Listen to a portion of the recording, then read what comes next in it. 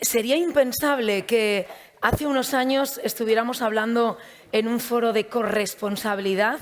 Hoy lo hacemos, estamos hablando de ello porque hemos avanzado, pero todavía queda mucho camino por recorrer y precisamente hoy estamos aquí para poner en valor a esas mujeres y a esos hombres con capacidad visionaria, para apostar por esas mujeres y por esos hombres y también para concienciar de este problema, un problema que nos afecta a todos y por el que tenemos que trabajar todos.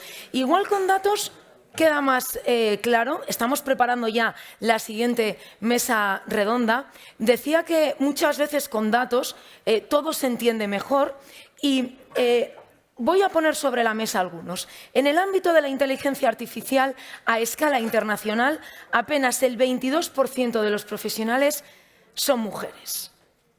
Seguimos con más datos porque en esa línea nos planteamos, en esta línea de la inteligencia artificial, nos planteamos, pensamos, ¿quién está detrás de las máquinas? ¿Quién está programando a las máquinas? Pues damos más datos, más cifras. Son datos que abruman. En Google Brain el 94% son hombres. A nivel global, solo el 13% de los trabajadores en inteligencia artificial son mujeres. Y continúo. Solo el 13% de la investigación del aprendizaje mecánico está liderado por mujeres. Decíamos que todavía queda mucho por hacer y si nos fijamos con los datos, si nos referimos a los datos, el camino todavía es algo largo. Queremos analizar precisamente todo esto, queremos dar respuesta a una pregunta muy interesante. ¿La inteligencia artificial tiene género? De ello van a hablar, van a intentar dar respuesta las ponentes de la siguiente mesa redonda. Creo que ya podemos dar la bienvenida. Está todo aquí preparado, veis muchas sillas porque hoy tenemos muchas mujeres. El elenco es impresionante. Vamos a dar la bienvenida a las asistentes y a las participantes de esta mesa, que son María Malfaz, profesora titular de la Universidad Carlos III de Madrid y miembro del Grupo de Investigación Lab. Tenemos también a Salomé Valero, directora de Aplicaciones Data e Inteligencia Artificial de CRINDIL España. Nos acompaña también María Blasco, directora científica del Centro Nacional de Investigaciones Oncológicas. También a Clara Grima, profesora titular de Matemática Aplicada de la Universidad de Sevilla y divulgadora. Y Marta García Ayer, profesora y periodista, escritora de Lo Imprevisible.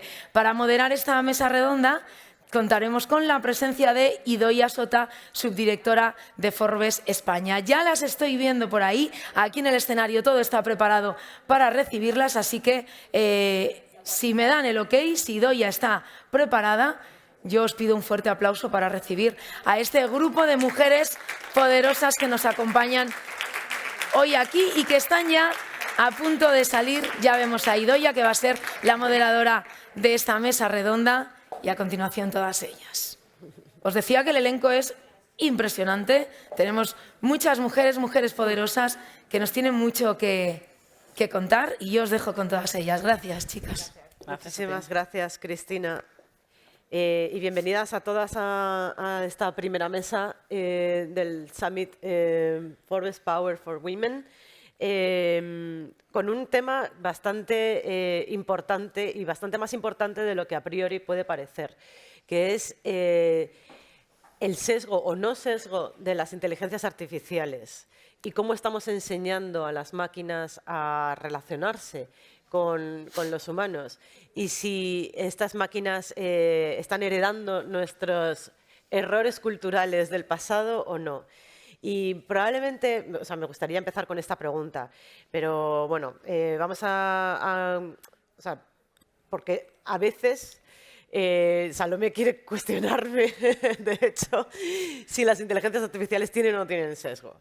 Entonces, si os parece, hacemos una breve introducción con este tema, ¿vale? Empezamos contigo, María. Vale, pues en mi caso yo creo que sí que tienen sesgo, o deberían tenerlo. En mi caso yo trabajo en robótica social y sí que tienen sesgo. Hombre, para mí la tecnología en sí misma es tecnología, no tiene no tiene sesgo. Los datos en sí mismos son datos, no tienen sesgo. Lo que puede tener sesgo es los tratamientos de los datos en general, el tratamiento de los datos de entrenamiento en particular y las decisiones que tomamos a partir de ellos. Hay que ser muy cuidadosos.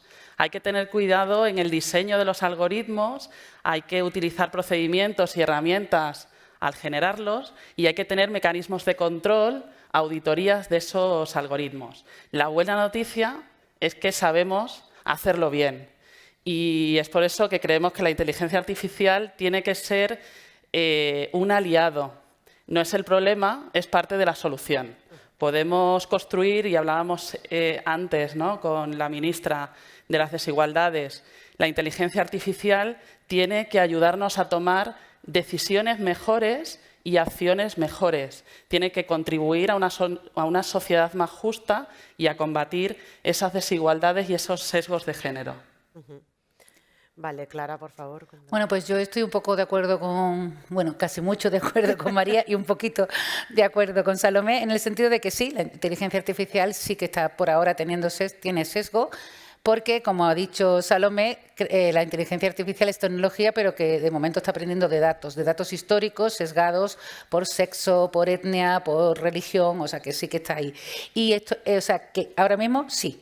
Y ahora estoy de acuerdo con Salomé en que la solución es la inteligencia artificial. O sea, la inteligencia artificial va a mejorar nuestra vida de una manera que todavía ni sabemos, salvo si Putin nos quita de en medio antes de todo eso, pero es la herramienta más poderosa para resolver los problemas más graves que tiene la humanidad ahora mismo, que son el cambio climático, resistencia a antibióticos y todo esto, salvo las guerras, que no hay modelo matemático que puede hacer predicciones sobre la psicopatía, pero en los demás sí. Y sí tiene sesgo, pero la solución es, otra vez, más inteligencia artificial para controlar. Marta.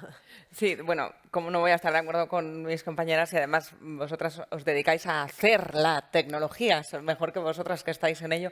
Yo me dedico a informar sobre ella.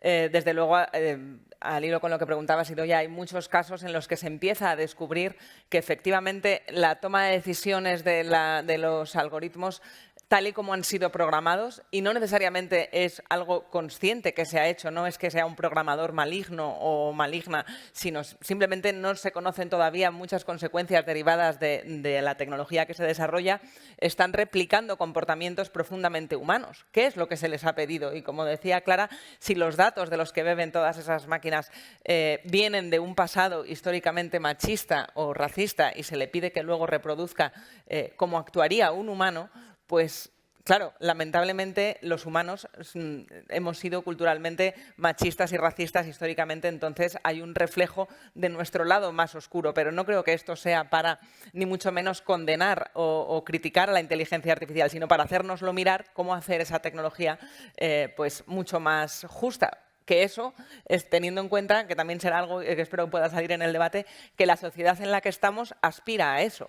Pero hay que darle también una pensada a qué pasa con el desarrollo de inteligencias artificiales en lugares, en tiranías, donde la aspiración no es que esa tecnología sea más justa, sino que reproduzca las perversas prioridades que tiene ese país, y hay muchos donde lo estamos viendo, pero en el caso de China, por ejemplo, es evidente que no tienen estos debates éticos ni morales con respecto a qué control puede ejercer sobre la población la inteligencia artificial, porque se está diseñando expresamente para eso.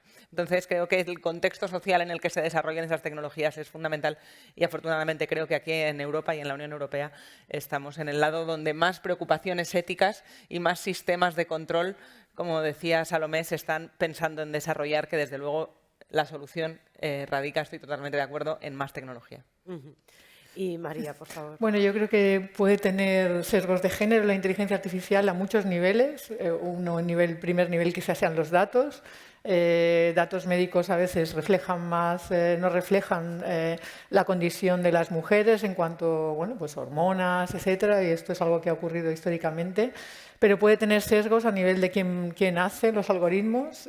Sabemos que las carreras tecnológicas las estudian fundamentalmente hombres, son los hombres los programadores, pueden estar transmitiendo esos sesgos que puedan tener inconscientes en estos algoritmos. De hecho, se ha apuntado ya en algunos algoritmos una falta de empatía.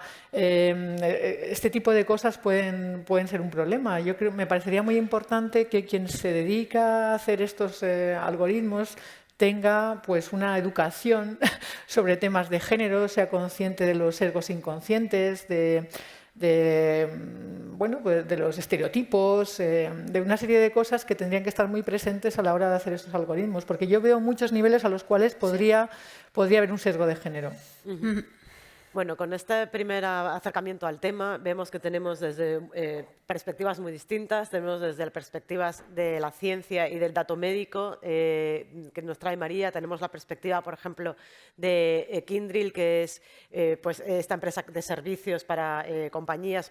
Trabajan con las principales compañías del IBEX, creo que con el 65% de las compañías del IBEX y con los grandes bancos, con lo cual para ellos hacerles estas inteligencias artificiales, ayudarlos en la digitalización, pues bebe mucho del dato.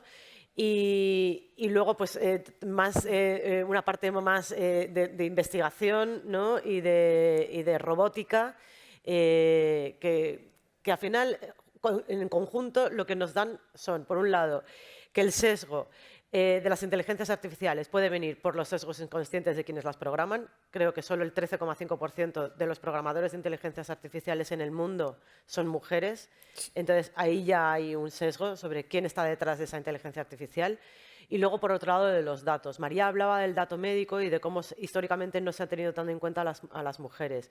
Sabemos, por ejemplo, que la detección de los infartos en mujeres es mucho más lenta, lo que redunda en una mortalidad mayor de las mujeres precisamente por infarto, porque lo que se estaba buscando eran los síntomas de los hombres, pero no los síntomas de las mujeres. No sé si, María, nos puedes contar algunos ejemplos más concretos sobre de qué forma el dato puede perjudicar a las mujeres si se hereda tal cual nos ha llegado hasta aquí, hasta nuestros días, en una inteligencia artificial.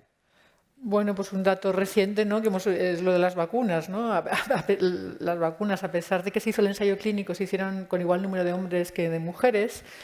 Sin embargo, las mujeres no reportaron una serie de problemas ginecológicos, seguramente porque nadie las advirtió que se fijaran en ello o que pensaron que eso no era relevante, ¿no?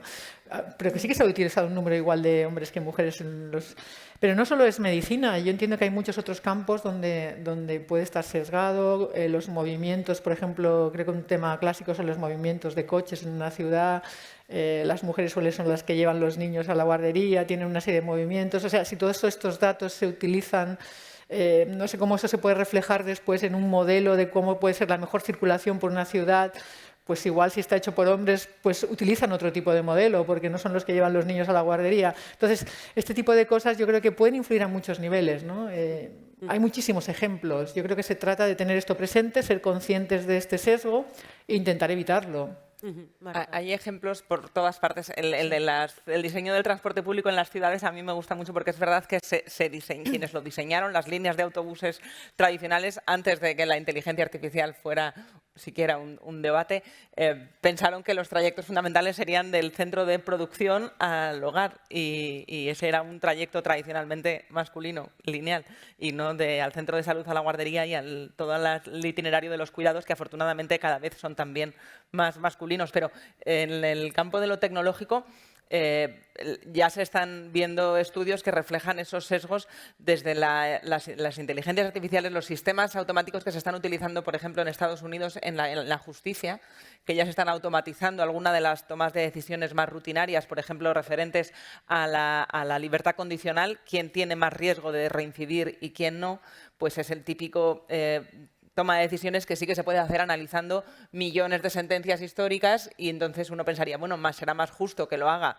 la máquina que puede procesar qué riesgo de reincidencia tiene según qué perfiles, que no un juez o una jueza que, bueno, pues a lo mejor tiene sus sesgos, pero es que resulta que también esos algoritmos están reflejando sesgos porque, claro, analizando las sentencias históricas, al final lo que se estaba viendo es que si una persona era negra, tenía muchas más probabilidades de que el sistema determinara que tenía riesgo de reincidir, y se han hecho estudios que luego prueban que eso no tiene ningún reflejo con la realidad, simplemente con perpetuar una serie de sesgos, que están incluso en las apps de ligar, en Tinder y demás. También se están haciendo estudios que están viendo cómo se han programado de tal manera que el match entre perfiles para parejas heterosexuales suelen hacerse con hombres que midan unos centímetros más y tengan un poder adquisitivo previsiblemente superior al de la mujer con la que lo emparejan, que no tiene pinta mucho de ser una tecnología del futuro, vaya, más bien refleja un mundo viejuno del que estábamos intentando salir. Otra cosa es que una pusiera en su lista de deseos que sea más quiere que alto. sea un hombre alto y rico, que en su derecho está a pedirlo, pues cada uno que pida lo que quiera, pero que el sistema ya predetermine que para que tu pareja ideal sea esa que mide unos centímetros menos que tú y gana menos dinero para que tu ego masculino no se vea dañado, parece que da que pensar. Y lo hay también en las entrevistas de trabajo, que automatizan procesos de selección de currículums, incluso a la hora de buscar perfiles para esos trabajos. Comentaba María, me parece muy interesante y creo que también refleja uno de los sesgos principales de que la inteligencia artificial tiene género y no en quienes la diseñan. Y vosotras que os dedicáis a esto en un mundo profundamente masculino sabéis más que nadie. Hay empresas tecnológicas que a la hora de buscar talento se ha visto que los anuncios los sitúan en perfiles que las cookies dan a entender al sistema que son hombres, hasta para conductores de Uber. Es decir, no tampoco para altos perfiles de decisión dentro de las organizaciones, sino para cualquier empleo que, claro, si todas las personas que han ejercido ese trabajo antes eran de unas características, eran hombres, pues lo mismo para un ascenso, si se deja que decida un sistema al que no se le ha educado en temas de género quién tiene más papeletas de convertirse en alto directivo, pues va a ser un hombre porque históricamente ese puesto lo han desempeñado ellos. Pero seguro, ¿verdad, Clara, que esto con mejor tecnología se puede solucionar? Hombre, la tecnología es la solución, o sea, no es el problema. Yo siempre la defiendo mucho y me dicen, bueno, es que la tecnología y tal, digo, los algoritmos, y me hace mucha gracia cuando algún periodista, no tú, por supuesto, me dice, cuando vengan los algoritmos, y yo me río, ¿no? Digo, Aterricen, ¿no? No, parece que son como los dementores de Harry Potter que van a llegar. Digo, los algoritmos son recetas de cocina, son unas instrucciones muy ordenadas que se le da a una máquina, ¿no? Y que hace lo que tú dices. Pero, evidentemente, estando totalmente de acuerdo con los problemas de sesgo de algoritmo, por ejemplo, uno de los problemas que tiene también no el único, pero que tiene el coche autónomo, que es una realidad que espero que sea realidad muy pronto, porque en mi opinión, yo dije en enero de 2020 que la pandemia no llegaba. Esto para que tengáis en cuenta mi opinión, lo que se merece, ¿eh? Pero en mi opinión, dije que estábamos exagerando. En mi opinión, los coches autónomos, por ejemplo, por ser una tecnología que va a mejorar, que va a reducir drásticamente el número de accidentes, porque no se cansan, no se emborrachan, no toman drogas, no hay, ¿cómo se dice?, competición de testosterona de quién pasa antes y quién pasa después.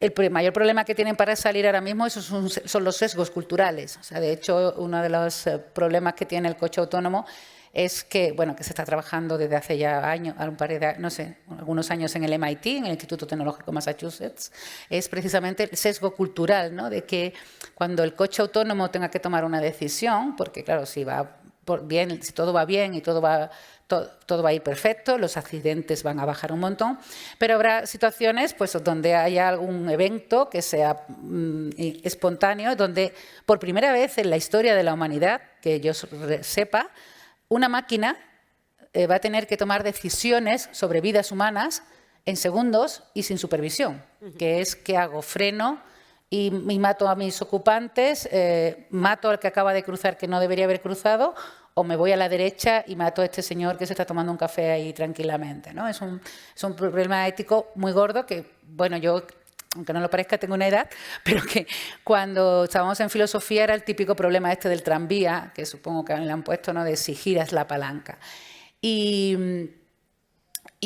Bueno, podéis jugar. El MIT tiene a disposición del mundo una máquina que se llama, o sea, un programa en su web que se llama, si ponéis máquina moral en Google, vais a jugar, donde va presentando situaciones sobre decisiones de ética, ¿no? Y ahí ya se ven los sesgos culturales. Ya no solo es porque haya hombres o mujeres programando, sino porque estén programando gente de nuestro vecindario, que somos pues la Comunidad Europea, Australia, nuestro vecindario cultural. O sea, que piensan como nosotros, y el vecindario asiático, por ejemplo, ¿no? Donde, por ejemplo, se le da más importancia a la vida de un mayor que a la de un niño, y aquí al revés, todo ese tipo de cosas. Y la solución es más tecnología, y una solución, o sea, un problema o una situación, yo le llamo problema, para eso soy yo la que estoy aquí hablando, está en las bases que tenemos en las escuelas de informática y de matemáticas, porque si bien es verdad que ya es conocido que desde los años 80 las escuelas, bueno, las universidades, la Escuela de Informática de España, ¿no?, de todo también nuestro vecindario, tenían menos de un 15% de mujeres, y os lo puedo confirmar. Yo soy matemática, pero doy clases en una escuela de informática, y mis aulas son despedidas de soltero, casi nunca hay una chica, es terrible. O sea, cada vez es más, se nota más, no lo noto yo, lo nota el Ministerio, podéis mirar las gráficas, pero es que lo que ya es escandaloso y brutal es que está pasando en matemáticas. O sea, en el año 2000, y esos son datos todos contrastables en las gráficas del Ministerio de Educación y Formación Profesional, en el año 2000 el porcentaje de mujeres, de estudiantes que eran mujeres en los grados de matemáticas en este país a nivel nacional, era un 60%. Había un 60% de mujeres, un 40% de hombres en las facultades de matemáticas, que también tienen algo que decir de la inteligencia artificial. En 2022 estamos al 70-30 casi. 70% para los hombres, 30% para las mujeres. O sea, se ha hecho una tijera brutal asociado al desarrollo de la... Bueno, es correlación, y yo sé que correlación, soy matemática y tengo que decirlo, correlación no implica causalidad, pero oye, ¿no?, desde que han llegado las tecnológicas se ha dado la vuelta esa formación. Y eso sí es muy peligroso, porque lo ha dicho Marta, no es que los hombres cuando programen lo hagan con maldad de vamos a fastidiar a las mujeres, es que no lo tienen en cuenta. Y voy a terminar. Yo siempre pongo este ejemplo personal porque a mí me hizo recapacitar sobre el tema. Yo hace pues unos 15 años me hizo un amigo, que es mi amigo del alma ahora mismo, que es parapléjico. Yo antes de tener a un amigo parapléjico, nunca me había fijado en cómo de adaptadas estaban las ciudades. Y ahora a cualquier edificio que entro, esta mañana cuando he entrado digo, ¿por dónde entra mi amigo Pepe? O sea, ya estoy pendiente de por dónde entra mi amigo Pepe. Y de hecho he puesto reclamaciones y yendo andando digo, por aquí no puede pasar una silla. ¿Usted no viene en silla? Digo, yo no, pero puede que venga alguien en silla. Entonces, yo antes era malvada porque no pensaba eso o lo hacía con maldad o simplemente es que no lo tenía en cuenta, ¿no? Pues yo creo que eso es un poco lo que pasa y bueno, que ya se ha dicho aquí, lo ha dicho María con lo de la guardería, como yo no voy a la guardería, no, es que no ese es el pensamiento, ni siquiera es como yo no voy a ir, no lo voy a poner para que sea fácil, sino simplemente es que conscientes de la problemática, no tienen a su amigo Pepe. Detrás de las inteligencias artificiales es desde luego una de las soluciones. Y Salomé, ¿qué otras medidas o qué otras medidas se pueden poner en marcha o se pueden tener en cuenta, además de contratar a más mujeres, para poder desarrollar inteligencias artificiales que carezcan de esos sesgos? Bueno, hay que levantar la voz, ¿no? Hay que ser ejemplo. Sí. Yo también he sufrido sesgo de género, pero hoy en día dirijo la inteligencia artificial en Kyndryl, una empresa de 90.000 empleados en todo el mundo, y contrato mujeres también. Necesitamos equipos diversos. Pero si y es hay... la revolución de los ejemplos. Las pequeñas acciones tienen consecuencias. Y una empresa como la nuestra tiene que ser responsable. Somos responsables de hacer inteligencia artificial con propósito. Entonces, realmente, ¿cómo o qué medidas empleamos? Empleamos principios éticos y normativa. principios éticos por efectivamente lo que se ha dicho aquí, ¿no? Por las consecuencias que pueden tener la inteligencia artificial. Utilizamos principios éticos y normativa para justamente mitigar sus riesgos. Al final nos fijamos en 3 ejes: las personas, equipos diversos. Las mujeres somos más de la mitad de la población, como ha dicho la ministra. Necesitamos que los equipos tengan representación de las minorías. Nos fijamos en los equipos, nos fijamos en los procedimientos y nos fijamos también en las herramientas. Al final, son medidas que pretenden garantizar el propósito de la inteligencia artificial, garantizar que lo hacemos de forma responsable y garantizar que tenemos compromiso. El propósito es fundamental. Hemos dicho que la inteligencia artificial tiene que ser parte de la solución y el propósito es ayudar a tomar mejores decisiones, a que las acciones humanas sean mejores. Y es como que nuestro amigo Pepe nos da un consejo. La inteligencia artificial no nos sustituye en la toma de decisiones, nos ayuda. Sí. Hablamos, eso lo llamamos nosotros inteligencia aumentada. Eso es muy importante, el propósito y la inteligencia ampliada. Y luego nosotros lo que queremos es ser desde nuestra empresa, desde Kyndryl, responsables. ¿Responsables cómo? Diciendo quién entrena los algoritmos, qué datos utilizamos en el entrenamiento y cómo los usamos, quién hace la auditoría de esos algoritmos. Y esa responsabilidad está también, la salvaguardamos en lo que es la propiedad del dato. Es importante la responsabilidad de la propiedad del dato. Es importante la privacidad del dato, la seguridad del dato, dónde están los datos, que el cliente sepa dónde están sus datos porque son suyos y por supuesto, pues que estén seguros. Y esa responsabilidad nosotros nos lo tomamos muy en serio. ¿Por qué? Porque al final se trata de ese propósito, esa responsabilidad. ¿Y con qué fin? Con que haya confianza de la sociedad en la inteligencia artificial. El mundo está cambiando, va a cambiar en los próximos 10 años mucho más que en los últimos 100.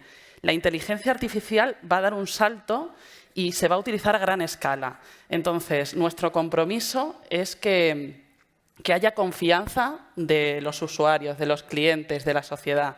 Y esa confianza pasa porque efectivamente los datos o los algoritmos se puedan explicar, sean transparentes, sean más justos, conservemos la propiedad del dato y efectivamente sean seguros. Salomé, ¿quién audita? Porque dices, uno es quién lo programa, otro es qué datos utiliza, ¿no? Que esos eran los 2 sesgos de los que hablábamos antes, el emocional y el del dato puro, y otro es quién audita esto, quién está auditando. Nosotros internamente separamos el equipo que implementa del equipo que supervisa o audita. Eso en las empresas se hace así y es un mercado que el propio cliente nos hace ser muy exigentes internamente en lo que son los algoritmos. Nuestros clientes, lo has dicho antes, tenemos las empresas más importantes del sector bancario, que es un sector muy regulado, tenemos el sector industria, el sector público. Entonces, los clientes nos exigen esa auditoría. Pero además hay un marco normativo. Desde un punto de vista ético, ¿no? Hay una estrategia nacional de inteligencia artificial que habla de la ética.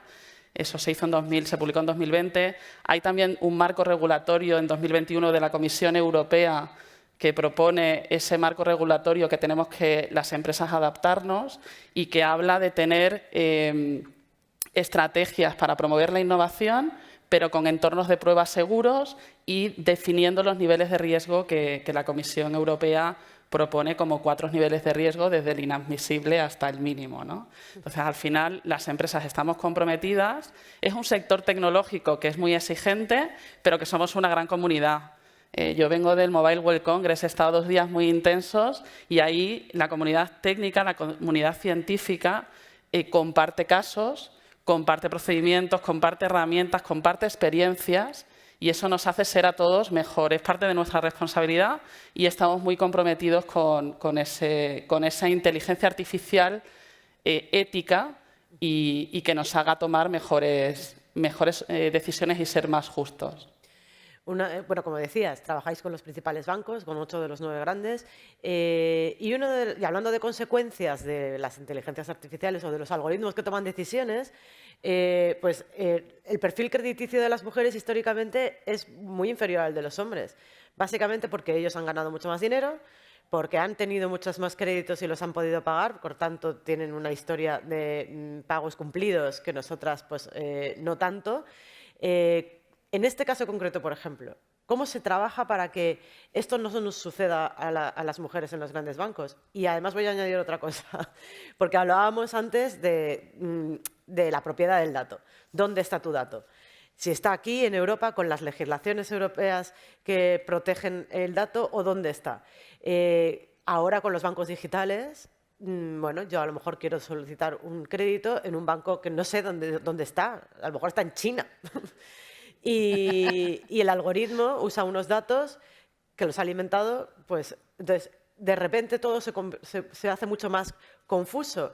Ya no hay fronteras para esos algoritmos y para esos datos. Puedo estar siendo evaluada por un algoritmo que… Entonces, como usuaria, ¿cómo me aseguro de que se me están evaluando con algoritmos justos? Y luego, en el caso, por ejemplo, de las consecuencias tan importantes para el desarrollo de la vida de una persona como puede ser acceder o no acceder a una financiación, ¿cómo se está trabajando eso, por ejemplo, desde las inteligencias artificiales? Bueno, al final tú como consumidora o como usuaria tienes el poder de decisión, puedes elegir. Afortunadamente podemos elegir. Y los bancos tienen observatorios y tienen compromiso social.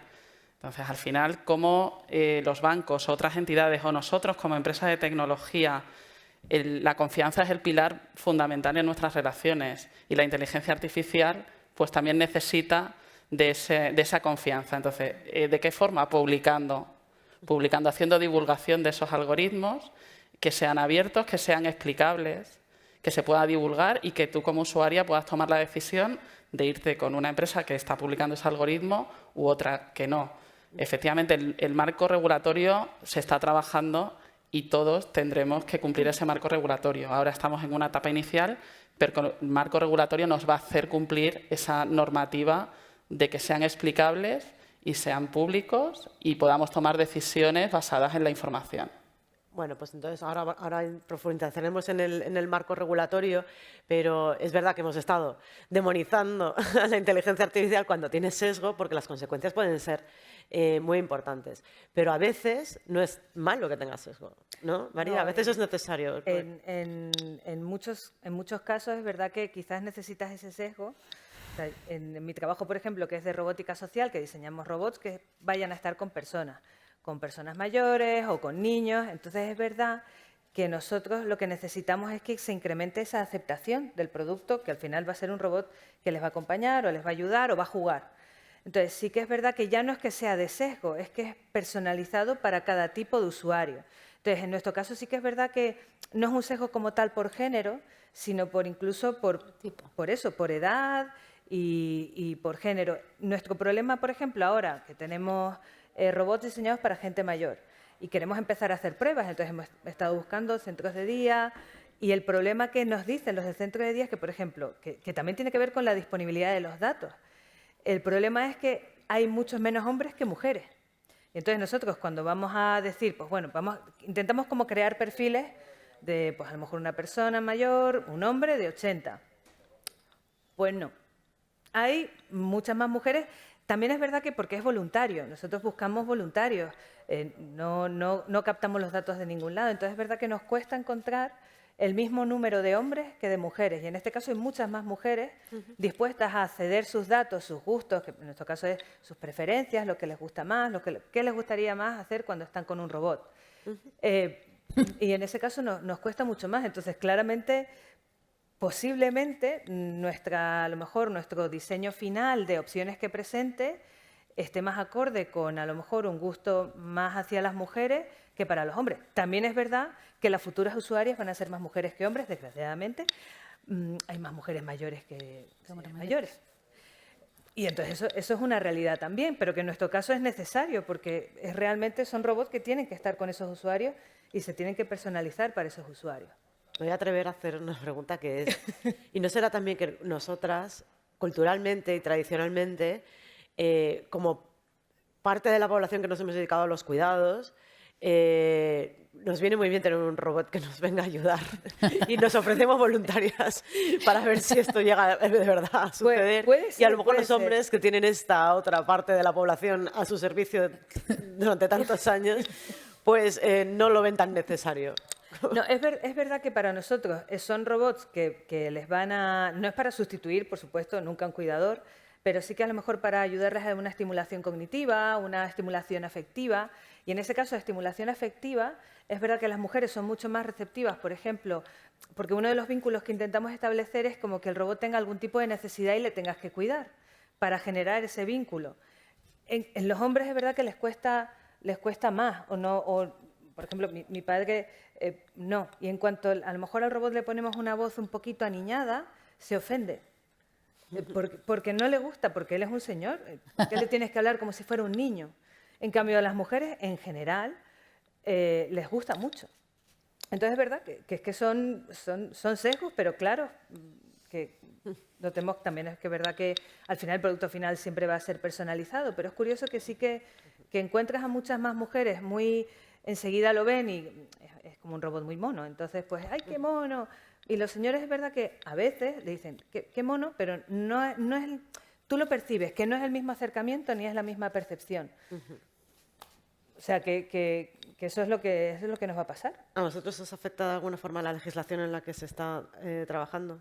Por ahora no. Por ahora es verdad que no. Es verdad que tenemos roboética, sí que hay unas comisiones, pero es verdad, más ligado quizás a otro área que yo trabajo, que son los sistemas de toma de decisión.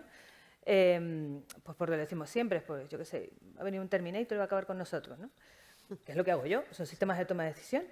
Pero es verdad que ahora mismo es un poco lo que decíamos, ¿de quién es la culpa? ¿Del robot, en mi caso, o de yo misma que lo he implementado así? Pues es mi culpa.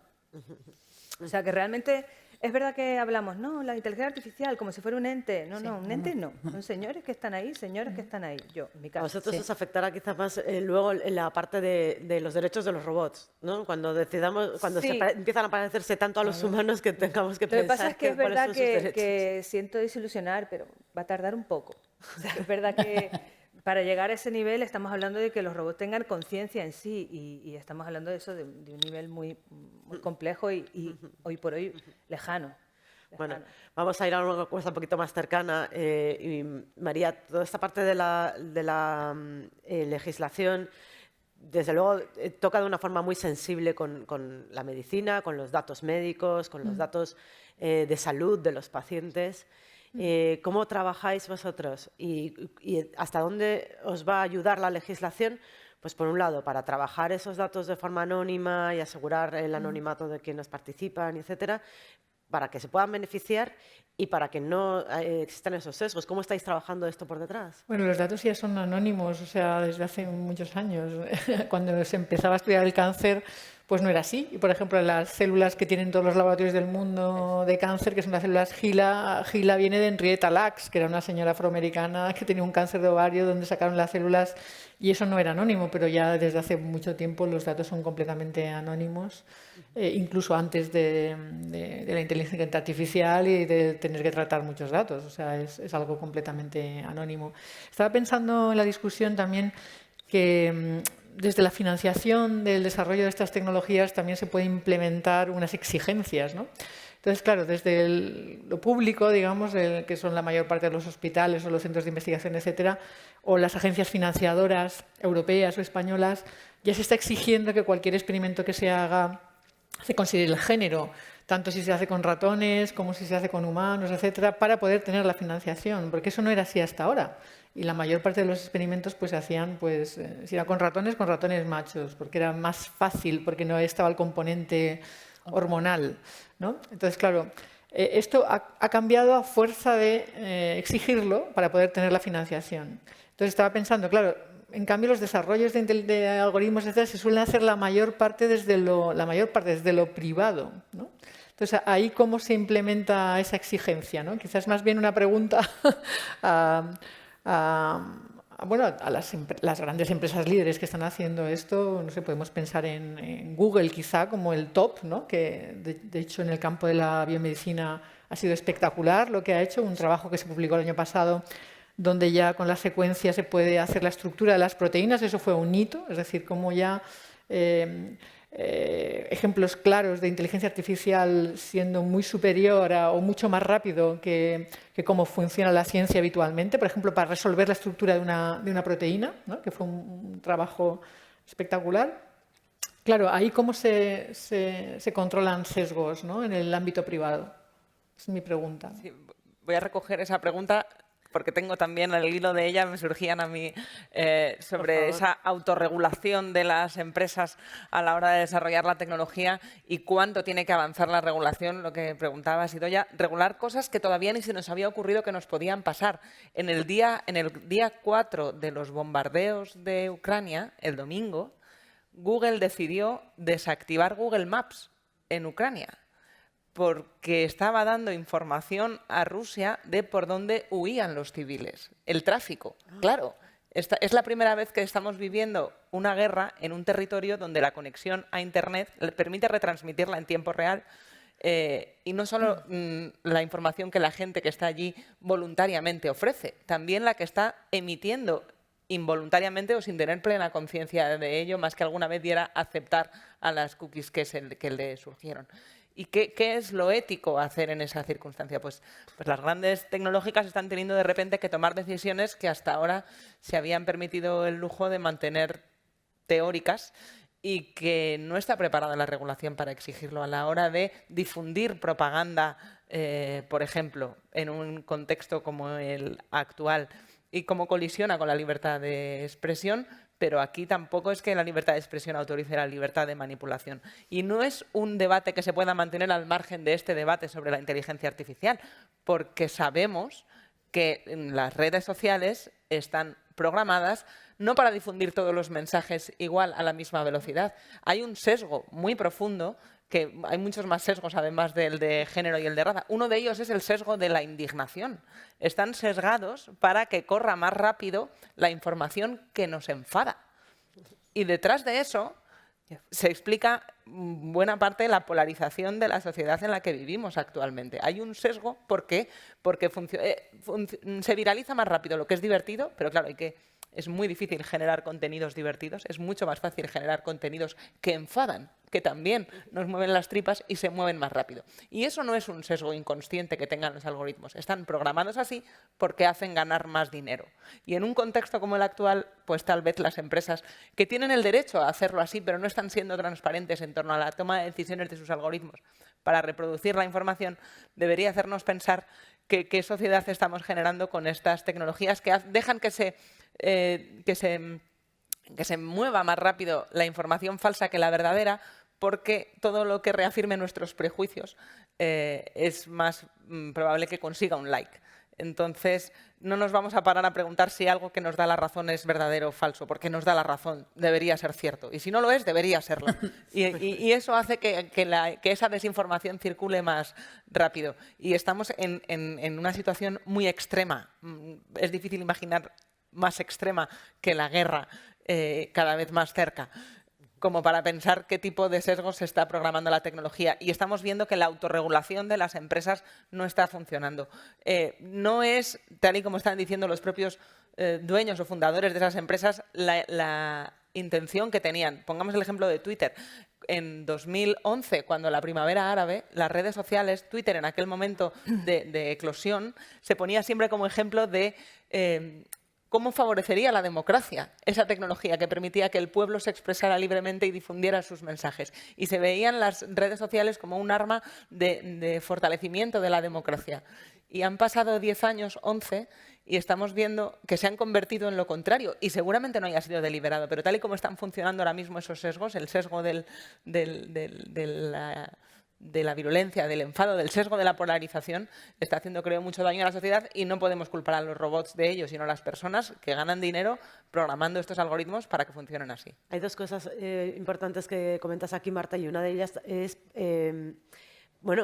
que son al final las grandes tecnológicas, empresas privadas, las que tienen el poder tienen la propiedad de muchos de esos datos. A veces toman decisiones buenas como Google Maps apagarse para no... bueno, para los rusos no les parecerá una buena decisión. O sea, pero que al final son empresas privadas. ¿Hasta dónde puede afectar una legislación local de un país como España o de una unión de países como la Unión Europea en la marcha de esta toma de decisiones? ¿Hasta dónde puede influir realmente? Porque hablábamos de estas consecuencias. Sucede, por ejemplo, que en China el reconocimiento facial, que era uno de los grandes debates que teníamos sobre la mesa hasta que llegó el COVID y nos pusieron una mascarilla, pero que había marchas de artistas con maquillajes en la cara para poder despistar a las cámaras que nos vigilan por la calle, ¿no?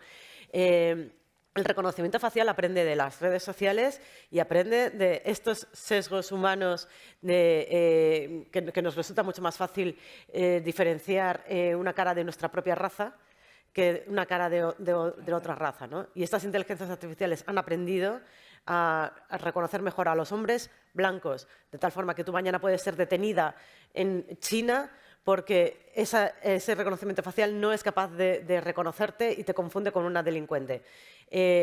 ¿Hasta qué punto la legislación local va a ser capaz o va a tener éxito en conseguir regular esto, que no tiene fronteras? Bueno, lo expongo a toda la mesa también. Sí, hombre, yo, para terminar, creo que aquí lo que más fuerza va a tener, sobre todo en las democracias como la que estamos, es la opinión pública. La gente no se puede indignar por algo que no sabe que está sucediendo. Y lo que provoca que se tomen mejores decisiones tanto en las empresas como en los parlamentos es la conciencia social. Creo que foros como este son importantes por eso. Pero hace falta más tecnología para solucionar los problemas tecnológicos, pero sobre todo hace falta más gente con formación, además de tecnológica, formación humanística, y acabar con esa separación de las letras y las ciencias, porque hace falta gente que sepa, personas expertas en antropología, en psicología, en sociología, en derechos humanos, en legislación, que también sepan de tecnología. Porque no basta con saber hacer funcionar a las máquinas, hay que saber cómo funciona el mundo. Y esta separación artificial, creo que hemos hecho mucho hincapié en si son hombres o mujeres quienes programan, pero son personas que qué formación humanística han tenido, qué preocupación por los derechos humanos, qué preocupación por la brecha de desigualdad, qué preocupación por la empatía les han formado. Claro No, yo estoy dando cabezazos todo el rato, porque yo soy matemática, creo que yo lo he dicho 10 o 12 veces, pero yo quería ser filósofa. O sea, yo quería estudiar filosofía 2 semanas antes de hacer mi examen de selectividad, que es la EBAU ahora. Yo quería estudiar filosofía, era el sueño de mi vida y tal. Me gustaban mucho las matemáticas, pero quería ser filósofa. Y bueno, luego finalmente hice filosofía porque mi profesor de filosofía, que era el responsable de que yo quisiera ser filósofa, porque siempre, normalmente hay una persona que dirige nuestra vida y en mi... Antonio Hurtado fue el mejor profesor que yo he tenido en mi vida, me convenció de que estudiara matemáticas, ¿no? Porque me dijo, bueno, con lo lista que eres y tal, y ¿por qué no estudias matemáticas? Ganas dinero. Y luego estudia filosofía por gusto y tal. Y bueno, como era la tercera de 6 hermanos y estábamos un poco tiesos en casa, pues bueno, me hizo un poco de chantaje emocional de ayuda a tu familia, ¿no? Y bueno, nunca se lo agradeceré lo suficiente porque matemáticas es, bueno, lo mejor que me ha pasado en mi vida. Pero me sigue gustando la filosofía. Entonces ahora, en el sentido de lo que decía Marta, yo creo que el mundo va a cambiar tanto y está cambiando tanto que es necesario volver a sentarse. Yo lo miro como una niña pequeña, bueno, una niña pequeña de 51 años, que digo, wow, al final vamos a necesitar más filosofía porque como el mundo es nuevo, es todo tan nuevo, todo va a cambiar tanto, como ha dicho también Salomé, en 10 años va a cambiar el mundo más que en 100 años, creo que lo has dicho tú. Estamos en un mundo nuevo, hay que volverse a sentarse a pensar como humanos en cuál es la ética, cuál es la filosofía.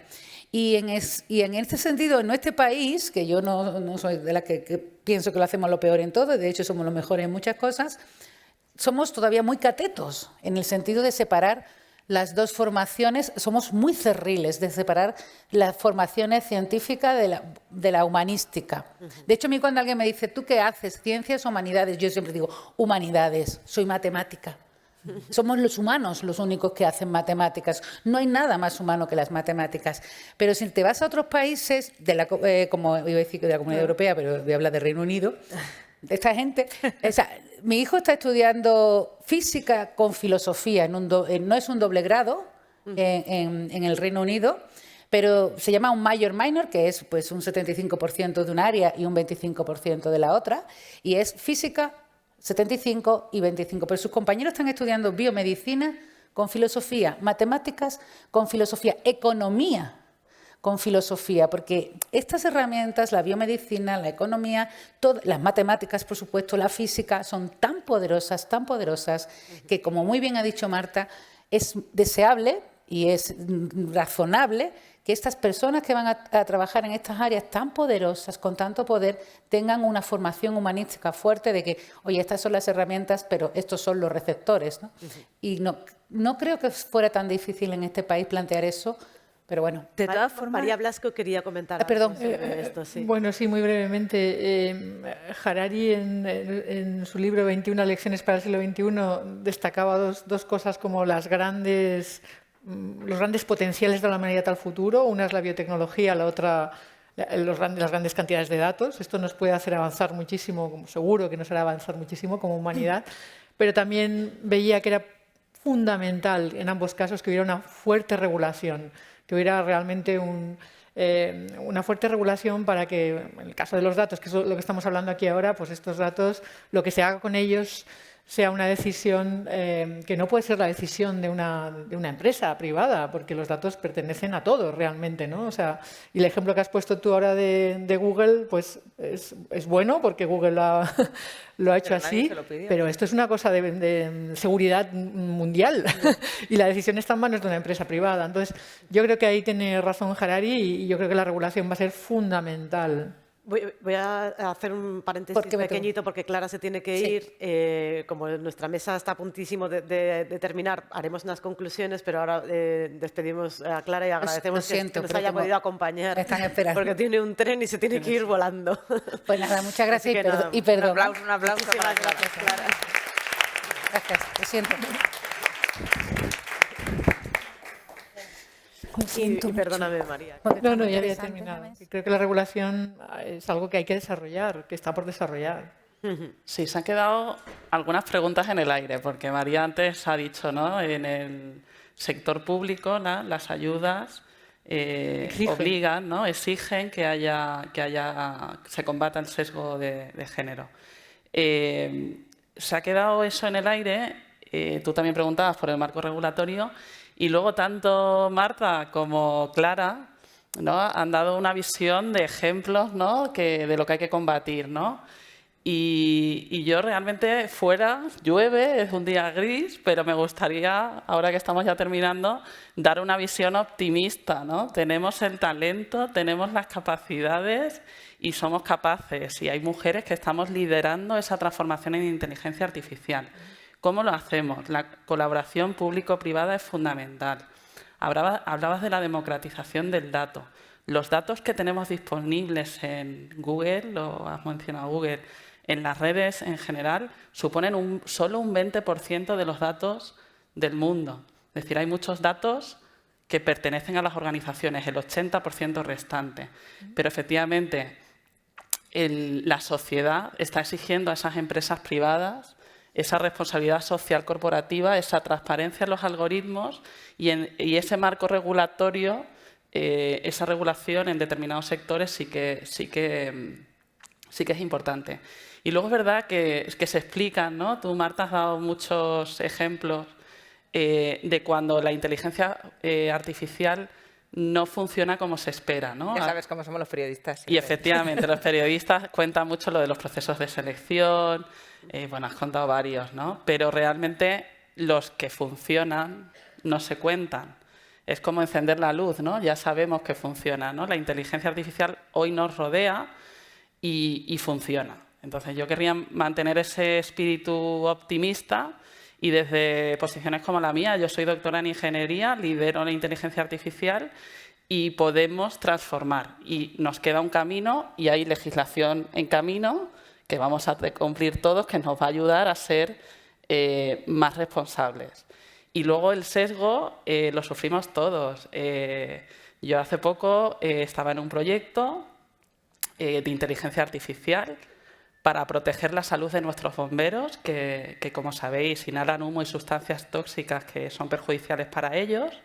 y queríamos estrategias individualizadas para protegerles. Montamos un equipo multidisciplinar, que es una de las cosas que tanto Clara como Marta decía. 3 personas del equipo eran de perfil ingeniería. Una persona del equipo era perfil enfermería. Otra persona del equipo era perfil empresa de bomberos, departamento de bomberos. 5. 4 hombres y una mujer. Nos presentamos a un concurso internacional. Ganamos entre más de 180.000 desarrolladores. En Naciones Unidas ganamos el premio. Entrevista. Me entrevistan a mí como parte del equipo. ¿Y qué dieron por hecho? Que era la enfermera. Claro. En ese momento, la verdad, expliqué que no, que yo era la líder del equipo, ingeniera, y lo dejé ahí. Pero no incidí, no fui muy combativa. Pero llegué a España, me hicieron la entrevista y volvieron a dar por hecho que era la enfermera del equipo. Y esa vez sí que reivindiqué. Entonces, yo creo que hay que confiar en el talento femenino y dar ejemplo.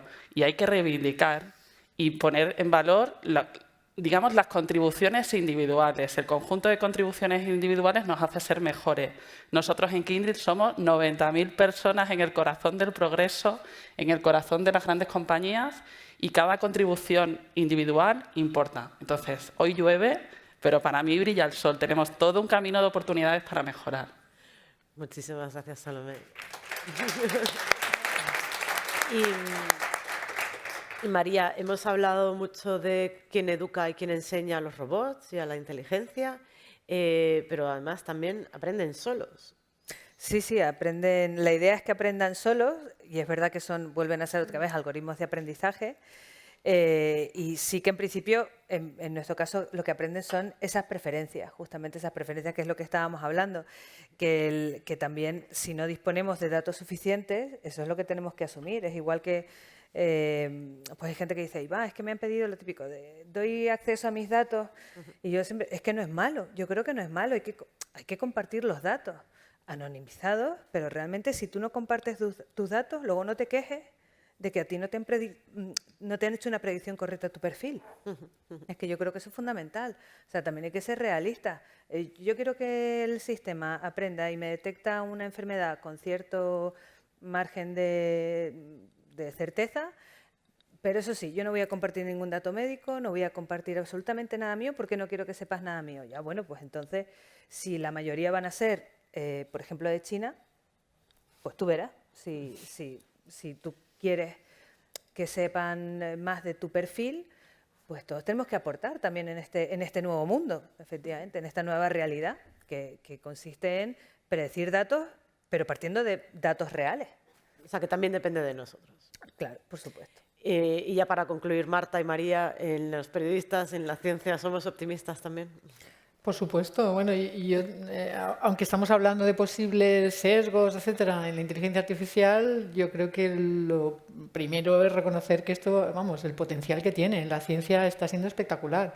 He citado el paper de la empresa de Google que es capaz de predecir estructuras de proteínas sin ningún tipo de experimento, básicamente simplemente con la secuencia. En el caso del cáncer, bueno, es espectacular también los avances que se van a hacer, que se están haciendo gracias a la inteligencia artificial. O sea, yo creo que hay que ser optimistas, por supuesto.